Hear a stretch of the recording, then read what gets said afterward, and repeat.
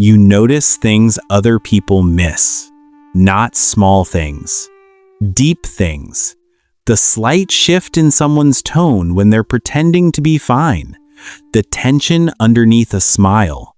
The way a room feels different before anyone says a word. You walk into spaces and immediately start reading them, not because you want to, but because some part of you learned a long time ago that it was necessary. People have called you perceptive, sensitive, old soul, intense, and maybe you've nodded along, quietly wondering why a gift that sounds so beautiful can feel so exhausting to carry. Here's what nobody tells you. There's a kind of intelligence that doesn't come from books or classrooms or IQ tests. It comes from survival, from learning to understand people before they could hurt you, from growing up in an environment where reading the room wasn't optional, it was protection. It's called traumatic intelligence. And if you're watching this, there's a good chance you have it. You are not broken. You never were. The behaviors you've carried, the hypervigilance, the people reading, the overthinking, the emotional depth that sometimes feels like too much, none of that is a malfunction. It's a masterpiece of adaptation. Your nervous system did something extraordinary under pressure. It learned, it sharpened, it built you into someone who understands human nature at a level most people will never reach. That didn't happen by accident. It happened because some part of you needed to survive something. And it did. The first sign shows up quietly. You know when someone is lying even when they're lying well. It's not a party trick. It's not ego. It's something deeper. You notice the micro-expressions, the slight inconsistency between words and body language, the pauses that last just a half second too long.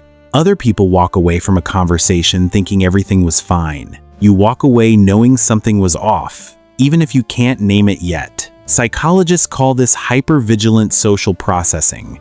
When a child grows up in an environment that was emotionally unpredictable, a parent whose moods shifted without warning, a home where love came with conditions, a situation where safety was never guaranteed, the brain does something remarkable. It rewires itself to detect threat before threat arrives. Think about a child learning to read the emotional weather of a difficult parent. Over thousands of interactions, they become experts at interpreting subtle cues. That expertise doesn't disappear when they grow up. It migrates. It transfers to every room, every relationship, every conversation. What once protected you from emotional ambush now makes you one of the most emotionally perceptive people in any space you enter. The skill is real. The origin is just older than most people realize. The second sign is this: you are fiercely independent, sometimes to your own detriment. You don't ask for help easily, not because you're proud, but because somewhere along the way you learned that needing people created risk, that depending on someone meant handing them the ability to disappoint you. So you became quietly self-reliant, capable, the person who figures things out alone, who doesn't want to be a burden, who finds it easier to give than to receive. This is rooted in what attachment theory calls insecure or avoidant attachment patterns. When early relationships taught you that closeness was unpredictable, that the people you needed most weren't consistently available or safe, your nervous system adapted. It learned to need less, or at least to look like it needed less. There's a certain kind of person who becomes extraordinarily competent because they had to be, because there wasn't always someone to catch them, so they learned to catch themselves. That self-sufficiency is real strength. It's also a very old wound wearing a very capable mask. The third sign lives in your mind, not in the world around you. You overthink deeply, elaborately, with extraordinary detail. You replay conversations. You plan for outcomes that haven't happened. You hold multiple versions of a scenario in your head simultaneously, the best case, the worst case, the 12 variations in between. People sometimes call this anxiety, and sometimes it is. But underneath the anxiety is an intelligence that was trained in uncertainty. When you grew up not knowing what to expect, whether today would be calm or chaotic, warm or cold, your brain became a prediction engine. It ran scenarios constantly, trying to stay one step ahead of pain. That predictive intelligence is genuinely remarkable. It makes you a careful thinker, a thorough planner, someone who sees problems coming long before others do. The cost is that the engine doesn't always know when to stop running. It was built for crisis, and sometimes it treats ordinary life like one. But here's the part nobody tells you. That same engine, the one that exhausts you, the one that keeps you up at night running scenarios, is also the reason you understand people the way you do. It's why you write with depth, why you love with complexity, why you feel things at a register most people never access. The overthinking and the emotional intelligence aren't separate.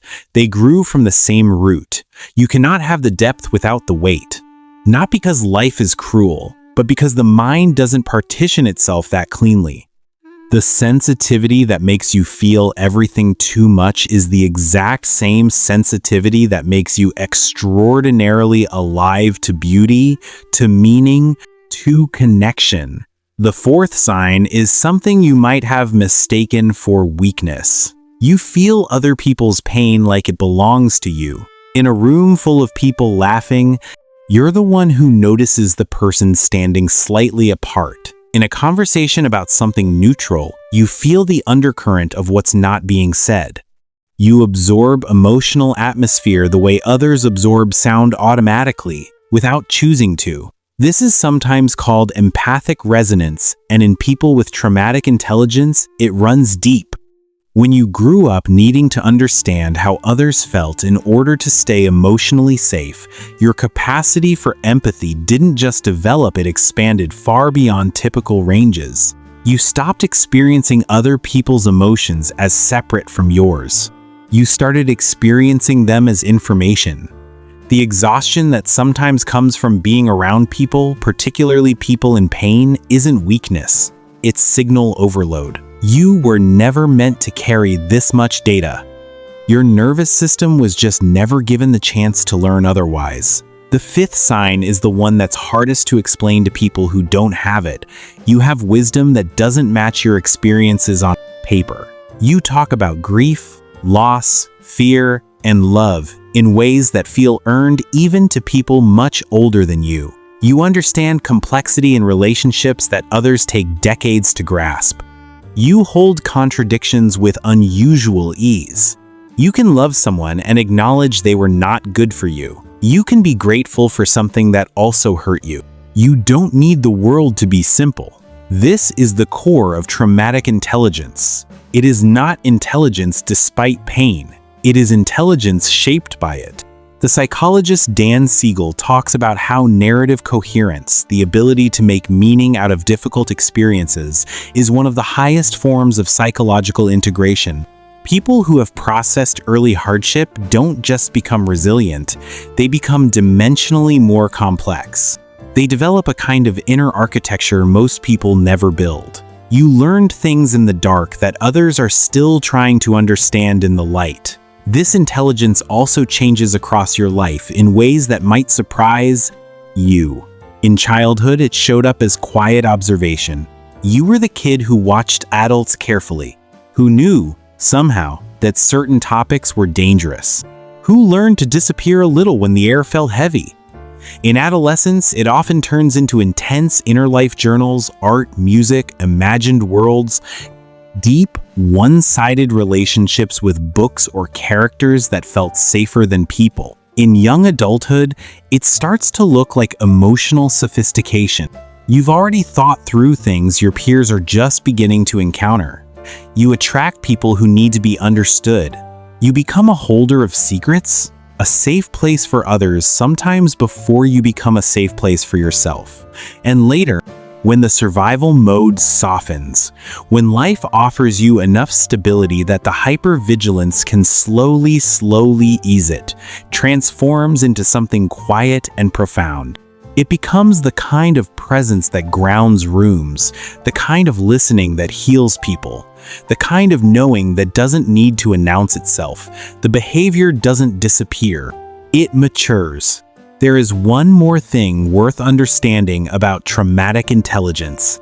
It is, at its heart, a system of emotional regulation, Every sign we've talked about, the reading of rooms, the independence, the overthinking, the empathy, the wisdom, these were not random developments. They were a nervous system building itself a home in an uncertain world. When everything around you is unpredictable, your mind becomes the anchor.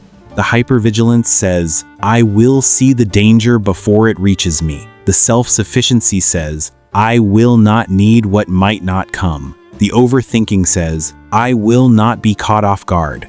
The empathy says, I will understand others so completely that I can stay safe inside the relationship. These aren't flaws, they are architecture.